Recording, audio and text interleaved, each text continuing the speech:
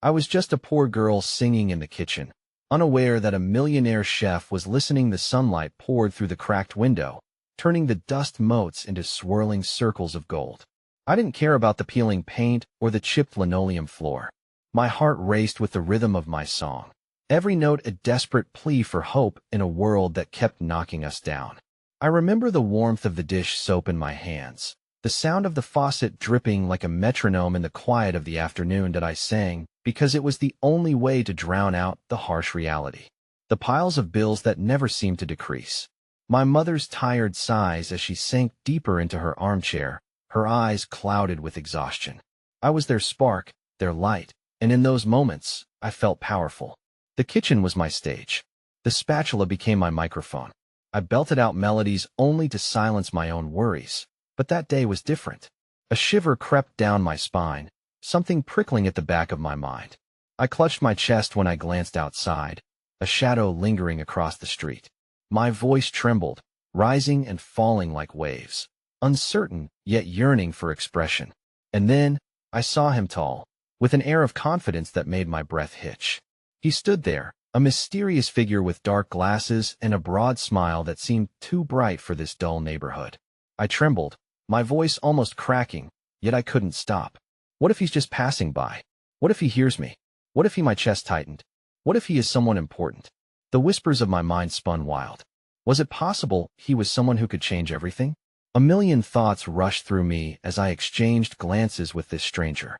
His brow furrowed slightly, but then he nodded, almost as if he understood my song, the heartache behind it. Tears gathered. I wasn't just a poor girl. I was someone with dreams. The song flowed out of me, each word laced with desperation, each note carrying the weight of my world. I lost track of time while he listened, rooted to the spot. Was he really a chef? A millionaire?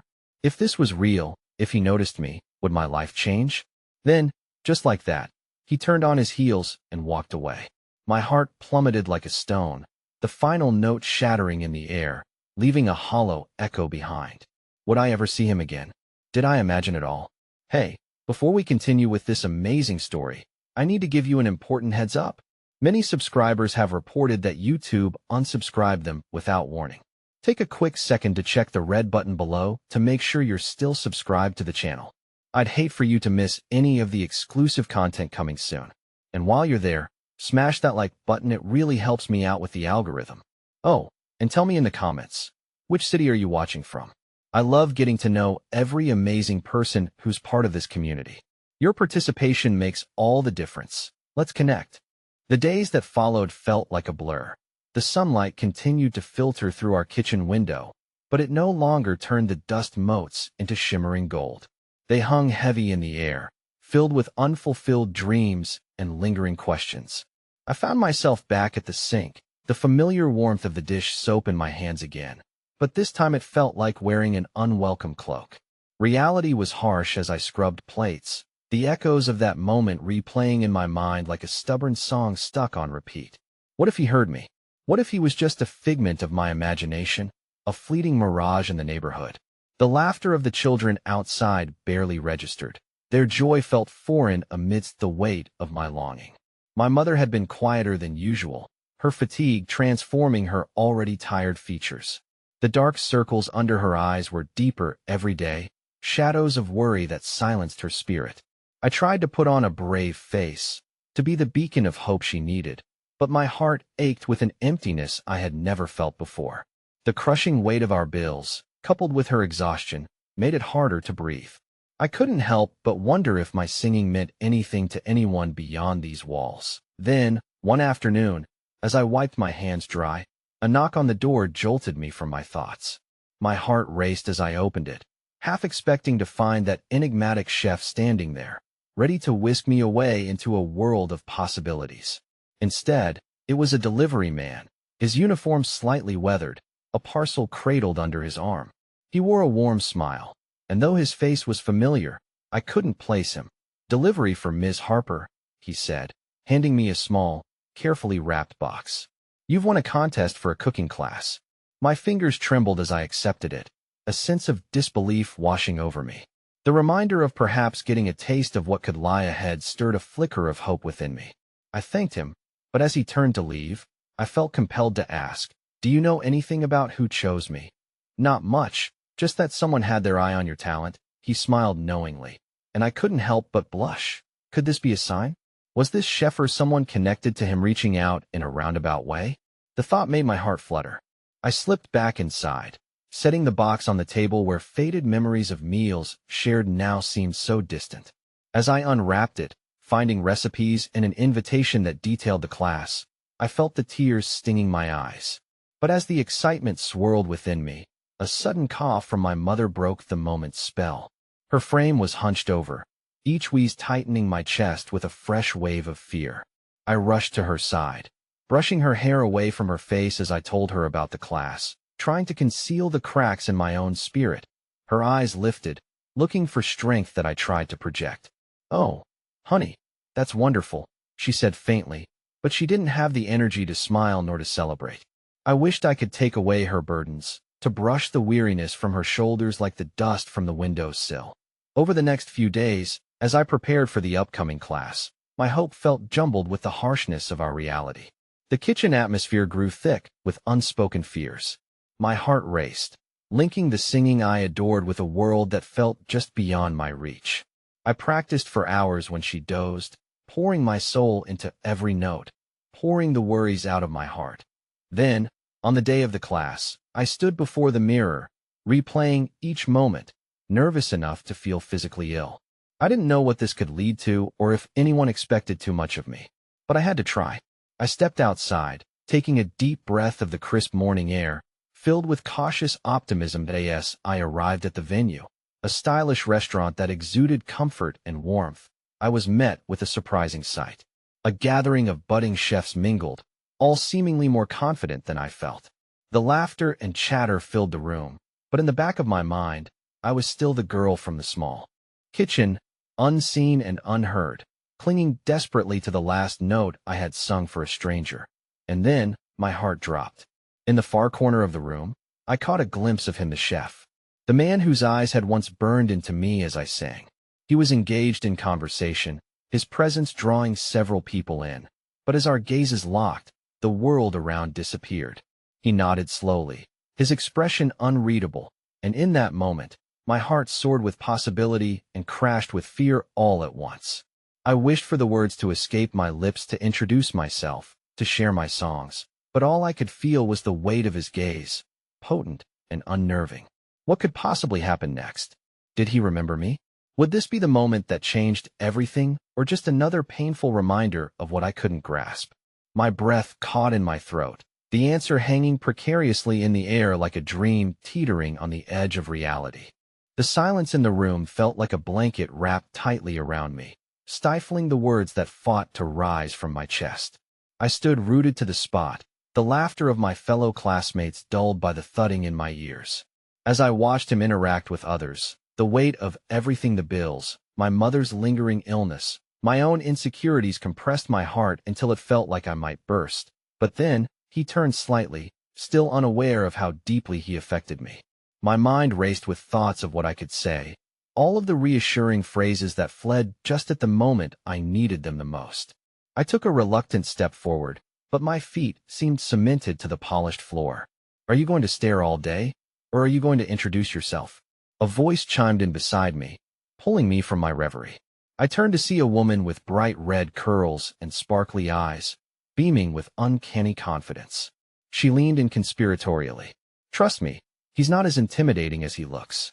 Most chefs are really just nerds in the kitchen." I managed a weak smile, struck by how effortlessly she commanded the room. "I just what? Want to ask him if he remembers your performance? You know he appreciates hard work, right?" She winked before making her way towards the group, leaving me wondering if I'd ever have the courage to take that leap. After a full hour of mingling, my fingers itched to grasp the cool microphone, to sing away the fear and reveal what simmered within. But with every passing moment, I felt smaller, drowning in the sea of talent surrounding me. The clinking of glasses and the steady hum of excitement clashed with my internal chaos. Finally, when the instructor announced it was time to start, I inhaled deeply, gathering everything I had into an unsteady breath. A few more people flowed toward the front, and I was off to the side, feeling like a bystander at my own moment of opportunity. And just as I allowed doubt to claim me again, he stepped away from his group and wandered over to the corner where I stood, the restaurant's soft lighting outlining his form against the expansive room. "Hey," he said, his voice warm and inviting, effortlessly slicing through my fog of uncertainty. "You're one of the contestants for the cooking class, right?"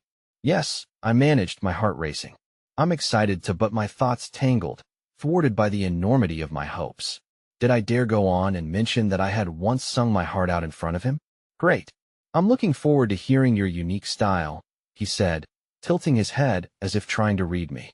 "What's your name again?" "Harper," I replied, my voice barely above a whisper, only to see him acknowledge it with genuine interest. "And it's a pleasure to meet you." He nodded, and for a fleeting moment, I felt something shift between us, an unspoken connection that seemed to vibrate in the air. "Let's make sure to give it our all today," he said with an encouraging smile. "We're all learning." But even as hope flickered to life once more, it was snuffed out by the familiar weight of home.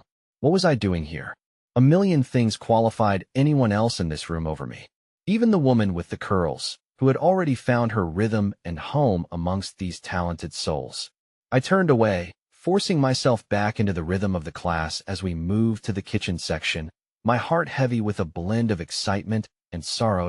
As we began to chop, sauté, and simmer, I found solace in the hustle of the kitchen, the gentle clatter of utensils, the rhythmic sway of ingredients coming together, the heat that enveloped me.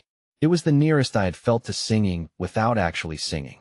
But just as I allowed my spirit to draw strength from the smell of fresh basil and garlic, disaster struck. A commotion erupted behind Maya's shout, followed by the horrified gasps of my classmates. My heart sank as I turned to see the woman with the curls clutching her arm, blood oozing from a deep cut as she collapsed to the ground. Instantly, chaos erupted. Cries for help echoed around the room. The chef rushed over, his expression shifting from charming to authoritative, commanding the others to grab first aid supplies. With instinct kicking in, I hurried towards them, wanting needing to help in any way.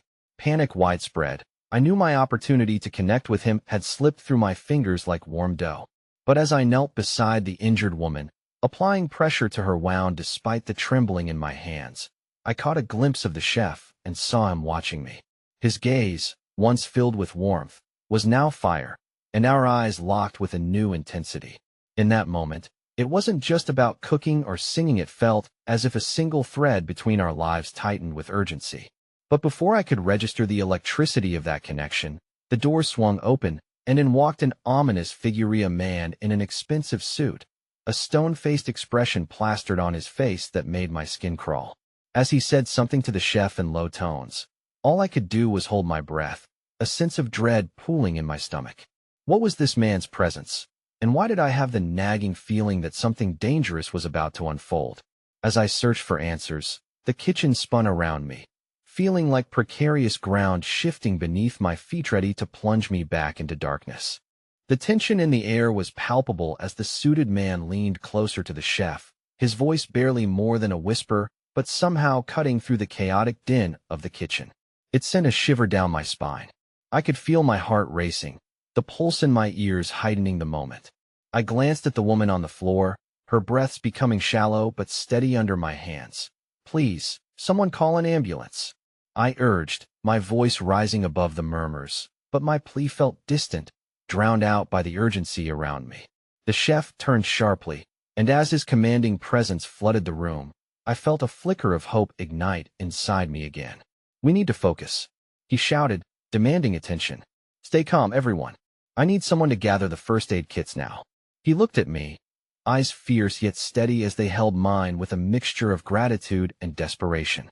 Something about it felt like a lifeline, tethering me amidst the storm. I bent closer to the woman, who clung to consciousness with pale knuckles gripping the kitchen floor. "You're going to be okay," I whispered, even as a gnawing panic nestled deep in my chest. The sharpness of the wound made me question my own stability. "Help is on the way. Just hang in there, okay?"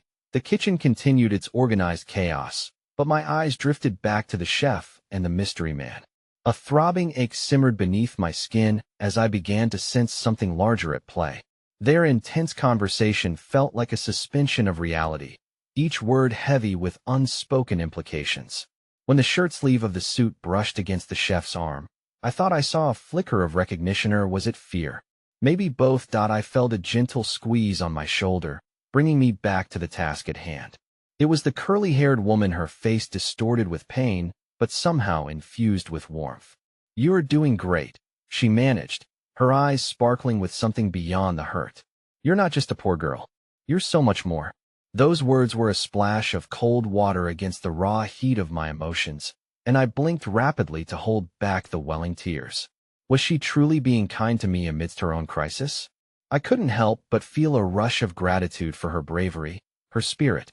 But before I could further process the weight of her words, the suited man approached, and the air thickened with foreboding. He addressed the chef, pointing a stern finger. "We need to talk now. Get this situation under control first, and we'll deal with the rest."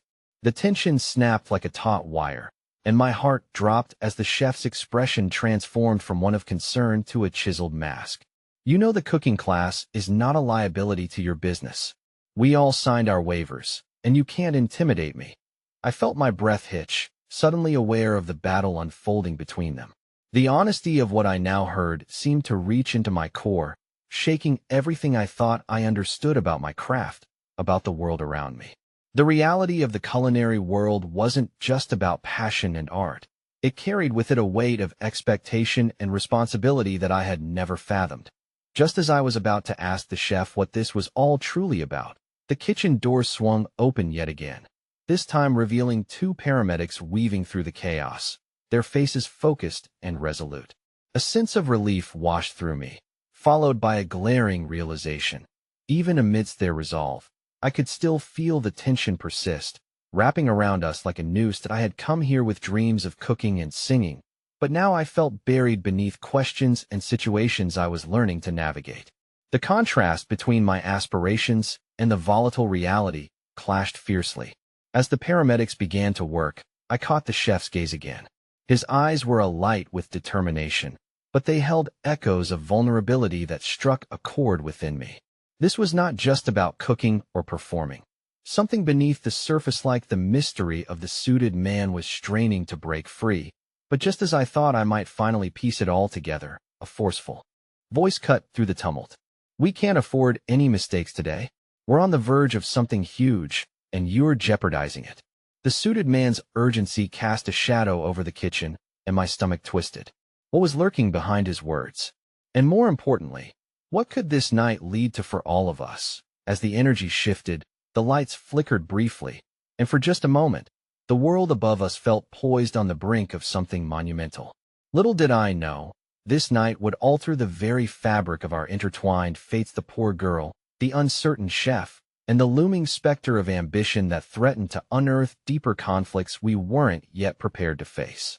And with every heartbeat, I felt the strings tightening, pulling us into a narrative. None of us could predict a story that would demand more than just the sweetest endeavors in cooking and song.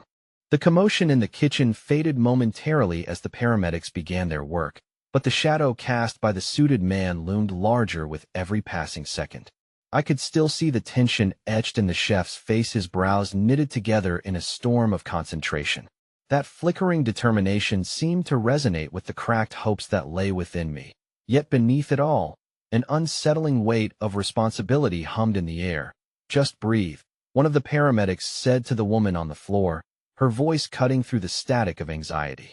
As they assessed her condition, I felt the space between us tighten. I was desperate for answers, but I could sense I was hovering on the periphery of something tumultuous. My thoughts drifted back to the chef and the bizarre exchange with the man in the suit. What hidden battles were they fighting? And how did I fit into their turmoil? In the frenetic kitchen, where pots clanged and orders were barked, a sliver of clarity broke through. I had come here seeking a doorway to my dreams, hoping my voice would find its place among the simmering pots. But now I found myself wrestling with something much larger than a mere culinary journey. I was being pulled into the undercurrents of ambition and fear, revelation and confrontation. That a sudden shout snapped me back. A plate had slipped from a chef's hand, crashing to the ground. Everyone froze for an instant, the sound slicing through the tension like a sharp knife. I instinctively glanced at my insides, the part of me that still wrestled with the shame of feeling so out of my depths. Yet, fundamentally, I knew I had to keep Auntie Woman on the floor deserved that from me, deserved my strength, however small it may have felt. Let's get her stabilized, the paramedic continued, and my focus returned to the woman. Her face appeared more ashen, and fear crept into my heart. Stay with me, I whispered, you're going to be okay. During that timeless moment, I understood that a flicker of kindness could ignite a spark of hope even in the darkest of situations. The chef's voice broke through again, we have to keep the kitchen running. I admired the fire behind his words, his willingness to claw through layers of chaos. At that moment, hope bubbled up within me, a reminder that even in the grip of despair, there was still strength to be found. I could offer more than sympathy. I could make a difference right here in this space where dreams and pain collided. Yes, I drew closer, fitting my hands around a nearby kitchen station. I could feel my heart beat in time with the chaos of the room.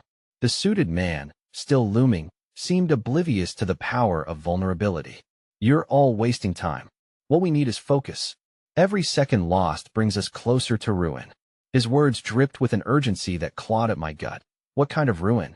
I found myself asking before I could stop myself, the courage blooming inside me as I glared back at him. If this is about more than just cooking, then we all deserve to know. His gaze shifted, and for a moment, I thought just perhaps I saw a flicker of surprise in his eyes. You truly don't understand, he replied, his voice a mix of annoyance and intrigue, before turning his focus back to the chef. Your recklessness jeopardizes everything. I didn't put $1 million on the line for you to play at being a chef without consequence. $1 million hung between us, a suffocating tension thickening the air. It felt more like a loaded weapon than a promise. The emotions that swirled around us, fear, desperation, ambition mingled together in a concoction that threatened to explode. We'll do whatever it takes, the chef shot back, his voice fierce. Yet beneath that bravado, I sensed the tremor of vulnerability. Was he truly prepared for what that meant? Before I could voice another thought, a shout rang out from the paramedics. She's slipping. We need to transport her now. Panic surged through me like a tidal wave. Time began to stretch and collapse as they prepared to move her. The flurry of adrenaline coursed through me as I moved back, instinctively needing to make way. But just then, the paramedic turned to me, a spark of recognition fleeting across her features. Have you ever done CPR? The question sent a rush of disbelief through my veins. Me, the girl attempting to twist her dreams into reality, thrust into a situation demanding more than just dreams. This was a challenge I had never expected, a moment dangling precariously between life and death. Suddenly, the weight of the night crashed down upon me, but within that moment, a primal instinct surged forth from the depths of my heart, echoing the empathy I had felt for the woman. Yes, I heard myself say, my voice surprisingly steady despite the storm in my chest. I can help. I would don an apron and one moment a chef in training, a singer finding her way, but now, I would become something else entirely. A flicker of hope tightened my grip on courage, pushing me forward into the chaotic fray, trying to channel both my fears and the unexpected strength growing within me. Ready to confront the truth, head on. As I knelt beside the woman, the world fell away, and I knew somehow I was standing on the precipice of the unexpected. The air hummed with electricity, and I didn't know how far we would go from here, or what awaited beyond the veil of this tumultuous night. Challenging my fears was just the beginning. The revelation of who we really were, this tangled web of lives, was yet to unfold, and it would emerge in waves of darkness and light, leaving each of us marked in ways none of us could anticipate. The kitchen pulsed with frantic energy as I positioned myself beside the woman on the floor, my heart racing, a drumbeat of raw fear and determination. The smell of intense spices and frantically cooking dishes faded into the background as I focused on the task ahead. Everything else, the shouting, the chaos, dimmed, and it felt as if the world had narrowed down to just me, the woman, and a breathless hope that we both clung to. Remember what you learned, the paramedic urged, steadying my hands as I hovered over the woman's chest. Just follow the rhythm. You've got this. I nodded, the weight of her life balancing precariously on my shoulders. I could barely recall the enormity of the moment. This was not merely about culinary dreams anymore. It was about survival, about giving a stranger a second chance, a life that felt monumental in its fragility. With each compression on her chest, I felt a whisper of resolve growing within me. Memories swirled, the voices of friends who had shared laughter under dim lights, the warmth of familiar faces, and the solace of music that had wrapped around my heart when everything seemed daunting. As I pressed, my own fears began to peel away, revealing a sense of purpose that had long been smothered by insecurity. But just as I began to find my rhythm, the suited man's voice disrupted the moment, a storm breaking the fragile calm. "Move aside," he barked, desperation mingled with cold authority, his presence a suffocating weight. "We can't afford to waste time on a hopeless cause." "Shut up," I blurted, surprising myself with the fierceness of my retort. The tension crackled around us like an electric storm. "You don't know her. You don't know what she can fight for." For a moment, surprise flickered across the man's face, and I saw something shift within those steely eyes, a glimpse of vulnerability that hinted he had perhaps faced storms of his own. But it disappeared as quickly as it came, cloaked in frustration. "This isn't about her, or you, it's about the bigger picture. The fallout of failure that none of you understand." His words fell like heavy stones in the room, stirring unease among the gathered chefs and staff.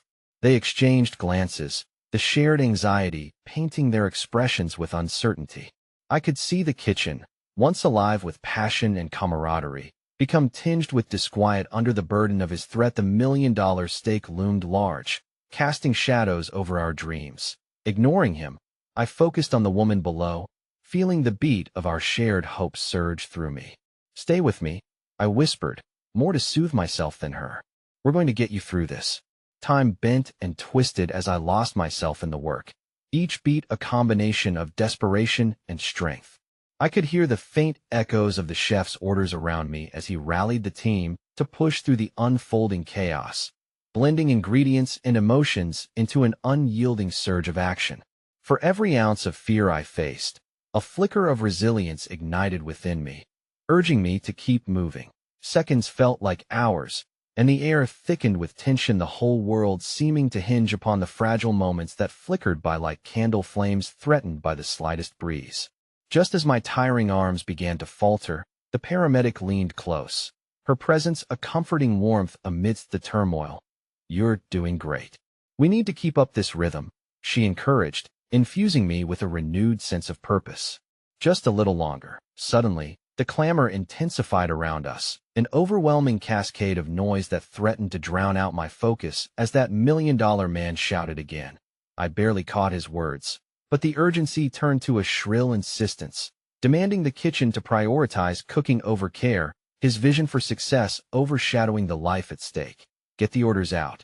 I won't have all your mistakes tarnishing my reputation." His voice clawed through me, awakening anger that surged beneath my surface. My heart thumped wildly with an unrelenting flame of defiance. "Don't you see?" I shouted, my voice breaking through the frenzy. "This is more than profits. This is a life. We can't forget that." With each word, I felt the vibrancy of the kitchen, its heart, its spirit spilling out around me.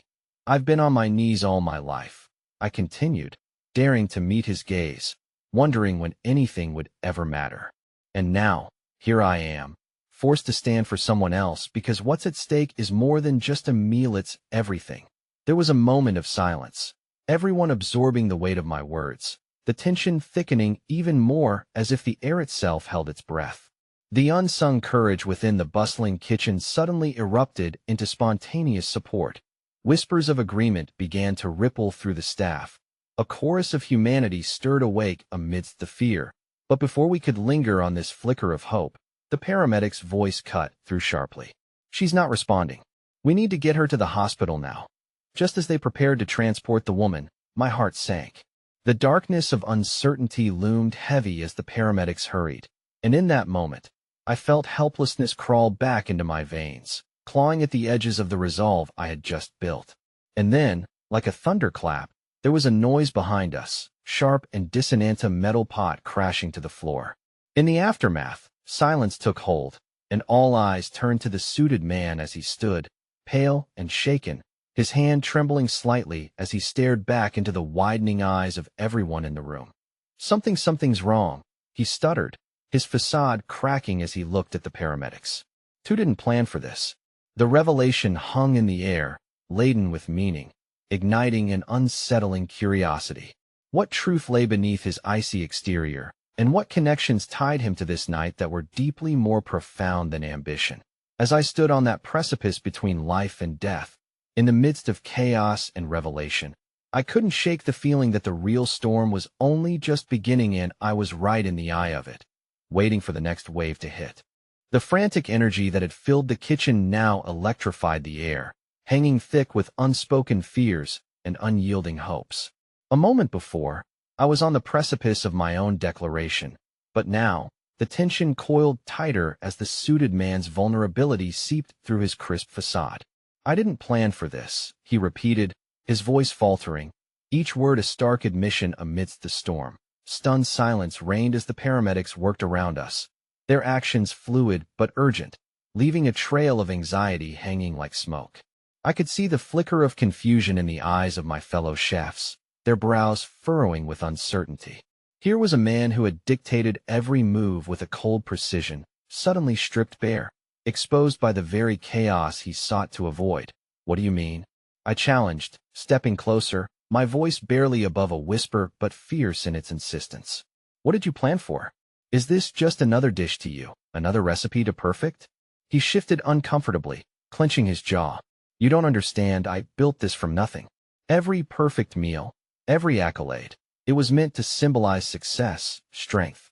This was not part of the vision," he confessed, his pain bubbling to the surface as if the weight of his conquests suddenly felt like chains, dragging him beneath an ocean of despair. That moment, empathy coursed through me despite the storm of anger still swirling within. Success isn't just about perfect flavors or ambitious goals. It's about the people these lives, vibrant with potential. My heart raced as I spoke, feeling the fragile threads of camaraderie renewing between our opposing forces. "Look around. We're all fighting, caring for more than just a meal. Can't you see?" I struggled to comprehend the depths of his hardship, and somewhere in the fissure of my own torment, I wondered if ambition had consumed him entirely. What sacrifices had he made? What dreams had he surrendered in pursuit of his towering goals? He met my gaze now, and for the first time, I caught a glimpse of the turmoil within his eyes were stormy, as if battling the waves of regret and pride that crashed within. "And what if I lose everything? All my work, all my struggle, do you think I can afford to care for her? Or anyone? Maybe caring is exactly what you need right now," I replied, grappling with the weight of my own truth. "We're here for each other, whether we realize it or not. If you can find a way to fight for her, maybe you'll find a way to fight for yourself too." Just then, a remote part of my mind wandered back to the woman on the floor. She was still there, fragile and unresponsive, while the paramedics loaded her onto a gurney, their well-trained yet anxious faces speaking volumes. A sudden spark of hope lit deep inside Muhat. If her life could intertwine with his in ways we would never expect, that thought flickered like a neon sign, illuminating a path forward. Maybe this night could become a turning point for all of USA, chance to redefine what success meant, to rally against the tide of ambition that threatened to drown us. I gestured towards the woman, still cloaked in uncertainty. "If we fight for her, maybe she can show us how to fight for our own dreams too." As if cued by my words, the paramedic turned to us, her voice slicing through the haze. "We're ready to leave. If anyone wants to come, now's your chance." Before the words fully settled, the suited man took a hesitant step forward. Quietly, he shed the mantle of authority. The authoritative man in a tailored suit began to falter, his shoulders slumping in a silent confession. "I'll go," he murmured, vulnerability coated with resolve. A weight lifted as the air turned electric with unexpected solidarity as a few other chefs, those who had been watching in silence, grappling with their own fears, nodded in unison. I seized the moment. Hope surged with every heartbeat as I too stepped forward. There was a shared understanding among us, a deeper connection forged through fear, anger, and the human condition itself. Together, we followed the paramedics into the hallway, the concrete walls around us reverberating with the weight of our actions. It mirrored my own internal tumult, a reminder that crossing thresholds, no matter how daunting, could lead to transformative moments. Yet, as we moved through the chaos, A foreboding weight settled over me.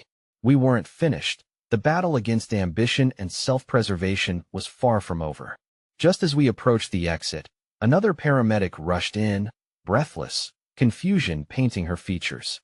"Wait, there's been a complication." Her gaze flitted nervously between the suited man and me, the air thickening with dread. I froze, my heart pounding in my ears. Complication? Yes. The woman, she's not just a kook, she's connected to the foundation funding the entire event tonight.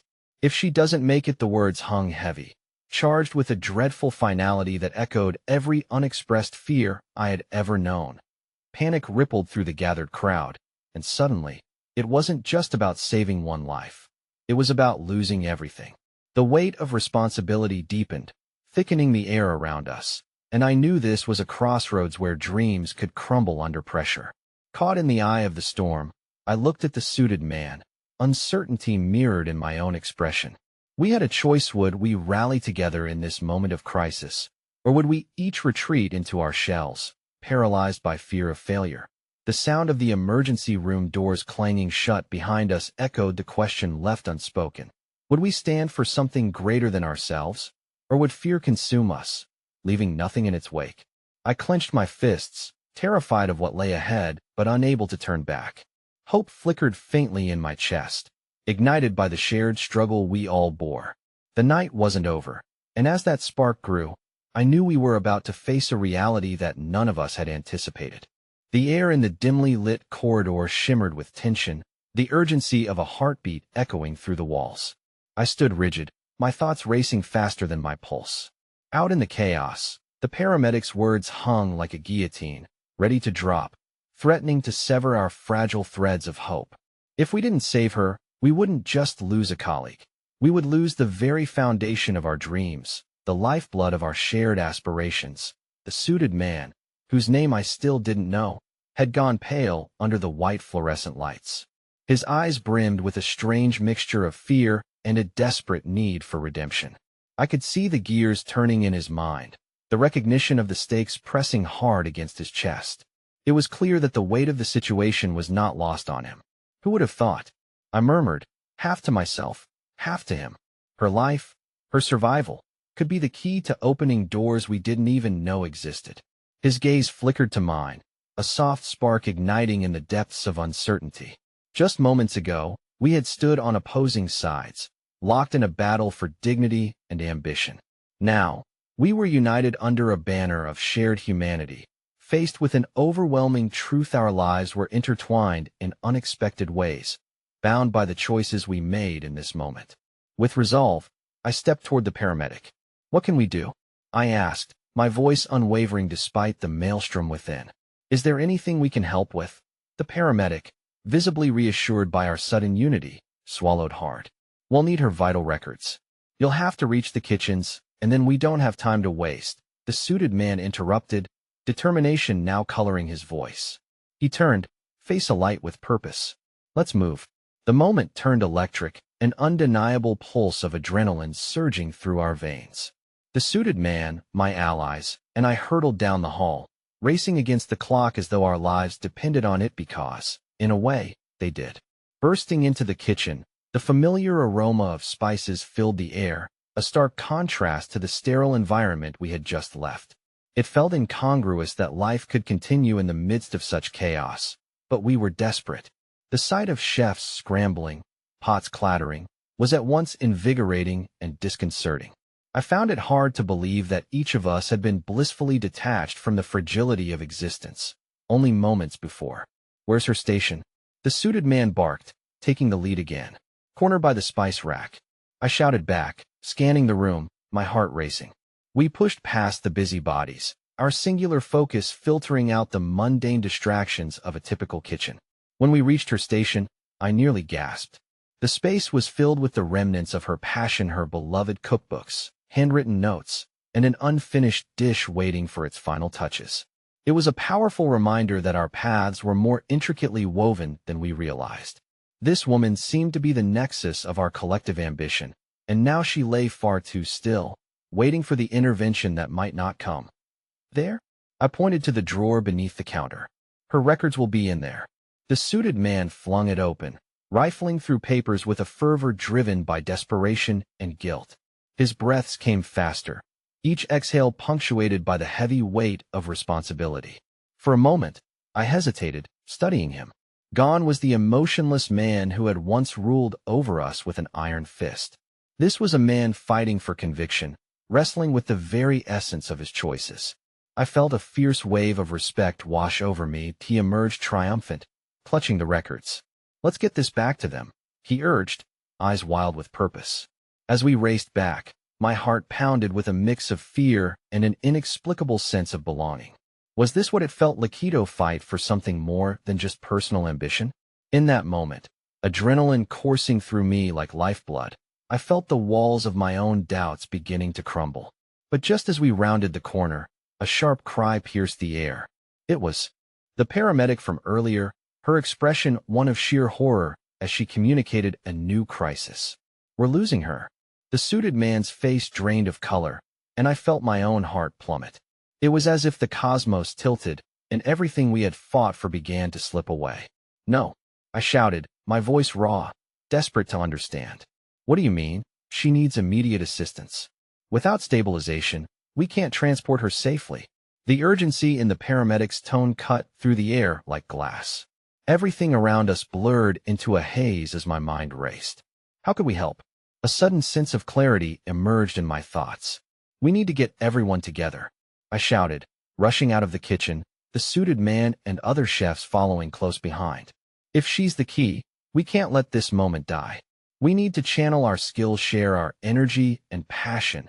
As we gathered a collective of chefs, each a unique thread in the fabric of our culinary community, a powerful resolve surged between us. Within minutes, we created a human chain of purpose, everyone focused solely on the task at hand. "Light," a voice called, and someone ran to grab what was needed for lighting. "I need help mixing ingredients," shouted another. In the whirlwind of chaos, emotions coursed among us like a current. I caught a glimpse of the suited man, directing with newfound confidence, his earlier vulnerability transforming into calm determination.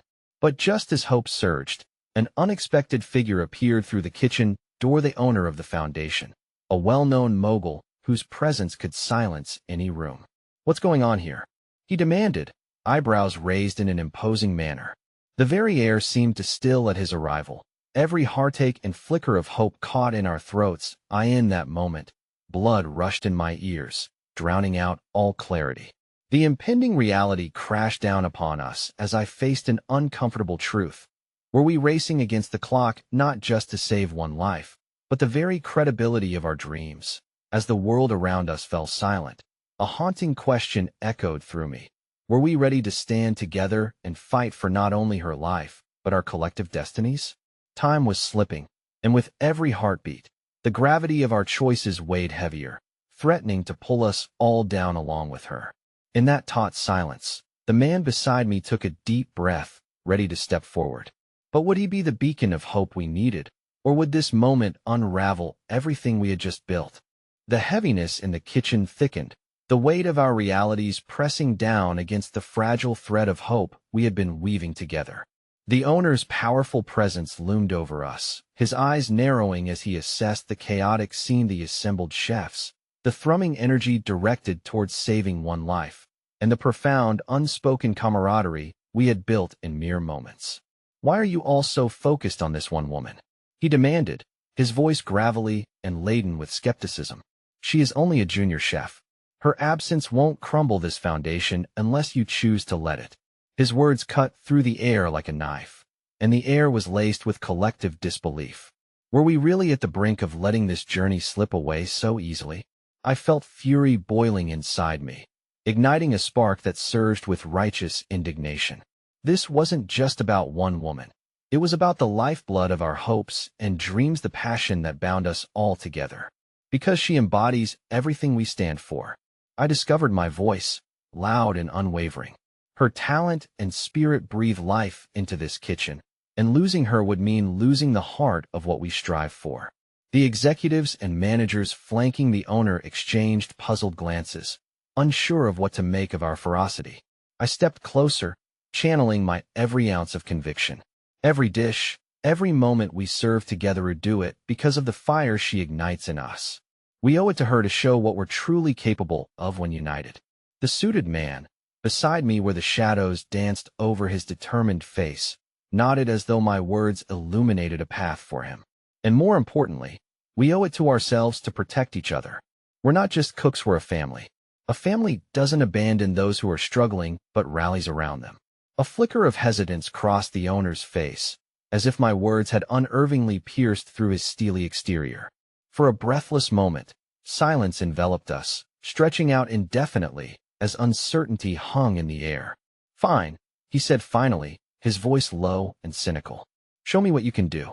With that small permission, the kitchen erupted into a symphony of action, a bizarre orchestration of sounds, flavors, and sentiments intertwining into something beautiful. We positioned ourselves around a makeshift counter, a testament to our commitment to save not just our colleague but a part of ourselves that craved recognition and connection. "Get me that ganache," a young chef shouted, her demeanor fiery as she shuffled through equipment. "We'll need enough to get her energy back." Someone dashed to the fridge and returned with heavy containers of cream and chocolate. The suited man took over command, organizing the influx of ideas with a deftness that surprised me. "We need something hearty. A dish that packs a punch," he called, determination threading through his tone. "Let's prepare a stunning meal, something that speaks of love and unity." I lost myself in the rhythm of the kitchen, hands moving, hearts beating as one. I whisked together batter while others sautéed vegetables, setting the canvas for a masterpiece on the brink of revival. The air filled with the intoxicating scents of garlic and herbs, weaving an invisible bond that reached beyond the walls, beyond the threat hovering above. Yet, amid the frenzy, I couldn't shake a growing sense of dread. I caught fleeting glances of the paramedic, who remained locked in her battle. Each passing moment felt like an eternity, and for every dish we prepared, my heart echoed with fear. Finally, the owner yelled above the din, "If we concoct this dish, we should present it to her. The life within it might just whisper back." It was a brilliant notion. Words echoed in my mind, and I could feel hope blending seamlessly with our shared intensity. A symbolic revival, I thought, fueled by adrenaline. But the process was still pockmarked with uncertainty, and I was painfully aware that our action offered no guarantees. "Let's season with love," I shouted, lifting a pinch of salt as if to capture every unspoken sentiment wed. Share the laughter, the pain, the inspiration. And then, the room screeched to a halt when a chilling scream erupted from the back of the kitchen. My breath hitched painfully in my throat as I turned toward the sound, the world around me blurring again. A paramedic stumbled through the kitchen door, her face white, tears glistening in her eyes. She was gasping for breath, her voice trembling. "She's gone. We tried, but we couldn't save her." The shock, it was too much. In that moment, the realization crashed down like a tidal wave, snuffing out the flicker of hope we had only recently ignited. My heart clenched as the truth seized me. We had failed. The kitchen went silent, every heartache wrapping around us tighter than any apron string. The odorous blend of spices and the warmth of simmering ingredients stood in stark contrast against the desolation that enveloped us. I felt my body sink into the ground, betrayal and grief anchoring me to that very moment. But even in that crushing despair, a fragile question danced through my mind, a flighty whisper that threatened to instigate something greater. How could we have fought so hard to protect something inherently fragile? Were we willing to rebuild on the ashes of what had been lost? The owner's gaze flickered across our fallen family, and something shifted in his demeanor. The calculated walls began to fracture under the weight of collective sorrow, and an unfamiliar sense of vulnerability drifted through the air. Would he find it in himself to redefine what it meant to be a leader? I looked to the suited man, who wore an expression etched with raw emotion, a fierce blend of anguish and determination. This was not the end. It was a moment suspended between grief and hope. Would we drown in the emptiness, or would we immerse ourselves in the memories of what she had once represented? With the taste of salt from my tears mingling in the air, I knew we had a choice. Her legacy could either bind us or tear us apart. And as I stood knee-deep in the wreckage of both dreams and reality, I realized we had yet to uncover the true depth of our bonds. "Let's honor her," I said softly, my voice finding its footing through the heaviness. We can't let her spirit fade among us. This isn't just about chasing culinary heights. It's about finding the courage to carry each other when the world feels too heavy. What would we be willing to sacrifice to keep that flame alive? It was a question that time alone would unveil, but as the shadows danced around us, we were caught in that pivotal moment, defining our destinies and setting the stage for what was yet to come. The air was thick with sorrow as we stood together in that dim kitchen, the weight of our collective grief unimaginable. One loss had somehow unraveled the very fabric of our ambitions, the threads that we thought bound us together now frayed and tattered. I couldn't shake the imagery of the woman sprawled lifelessly, the embodiment of hope crushed beneath the weight of $1 million vision, one that had clawed its way to the forefront of our dreams only to collapse in an instant. But in that haunting silence, beneath the waves of despair, a spark of determination ignited. I searched the faces around me, fellow chefs who had rallied so willingly, now unshackled from fear and uncertainty, each of us raw and vulnerable. The suited man stood beside me, his brow lined with confusion, anger, and something deeper, something that harkened back to lessons we had just begun to learn. He was a powerful reminder that in the pursuit of our dreams, it was easy to lose sight of the very souls feeding into that ambition. "Let's find a way to honor her," I said, feeling a warmth rise from my core, bolstered by the bravery of my words. "She may have left this world, but she showed us the importance of our connection, the passion we bring to our craft. Nothing we do here should be in vain." Those words lingered, reverberating through the hearts that surrounded us. I envisioned that cascading waterfall of a dish we had sought to create, a dish composed not just of ingredients, but of emotion, of love, of unity. There was something innately beautiful about the idea of honoring her spirit in our meals, commemorating every moment she had shared with us, her laughter, her joy, her passion flooding our fleeting time together like a rich sauce simmering with intensity. "Let's create a tribute," I urged, my voice a rallying cry. "Let's embody her spirit in our food, mix in grief and hope, and concoct something that speaks to every single person who ever walked through this kitchen. Let's create a dish that tells her story." The suited man straightened, his gaze steadying as he locked eyes with me, the tension softening. "You're right," he finally said, his voice gaining strength. "This isn't just a kitchen. It's a container of dreams, of passion. We can create something that embodies her legacy, the essence of what she represented to every single one of us." And with that shift, hope danced tentatively between us, igniting sparks in weary hearts. The cries of despair turned to whispers of determination as ideas began to flow, and around the kitchen, we unfurled into a symphony of action once again. "Let's make a dish inspired by everything she loved," I suggested. "Her favorite flavors, the methods she cherished, let's bring them together into an opus of love. We'll intersperse laughter and joy, remind ourselves why we became chefs in the first place." "Her tomato sauce," someone exclaimed, excitement darting through the crowd. "It was brilliant, sweet and tangy." "The herbs, the way she championed freshness," another chimed in. "Let's make it sing." And as our voices blended with resolve, I felt the kitchen pulse back to life, each of us pulling on threads of inspiration and hope, binding our fates in mutual homage.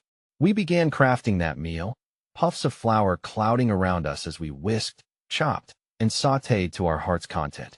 The once sharp edges of sorrow began to soften, rippling beneath the community that began to rise within our hearts. The suited man composed himself into his proper role. He moved with intention, directive energy flowing from him as he took charge of organizing our needs, ensuring every ingredient was accounted for with an elegance that was surprising. That we became a whirlwind of harmonies, a cacophony of stirring and blending, voices rising and falling in collaborative rhythm. The burdens on our shoulders gradually transformed into a sense of purpose, an impetus that started to feel monumental with every stir and slice. This would not only be a tribute to the woman whose life had unfurled before us, but a testament to our own journeys, the struggles, the heartaches, the victories. Despite the chaos that had ensued only hours before, within those kitchen walls, we had carved out a sacred space that transcended our personal battles. We became alchemists, crafting gold from dust, fueling each other's spirit as we poured our hearts into this meal. As the final touches came together, the room filled with scents that danced through the air, a bouquet of garlic, tomato, fresh basil, and herbs swirling together in celebration, the flavors caressing the walls as if to whisper sweet nothings, catching the attention of everyone present. Just as the final garnishes were placed, the kitchens buzzed with an electric stillness. We all found ourselves drawn into a moment of reflection. The suited man stood tall at the head of the kitchen, his expression resolute, yet softened by humility. He turned slowly to face us all, awe and gratitude flickering across his face. "This is the power of connection," he spoke softly, his voice echoing with sincerity. "We are more than the ambitions that drove us here.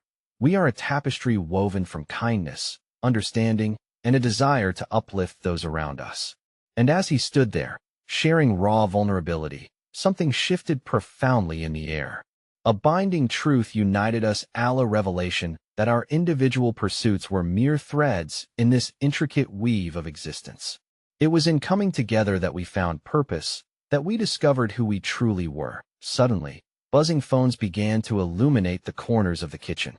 The paramedics, after what felt like an eternity, returned with their heads low, but just as I was sure tribulation lingered, one of them stepped forward, her voice hopeful.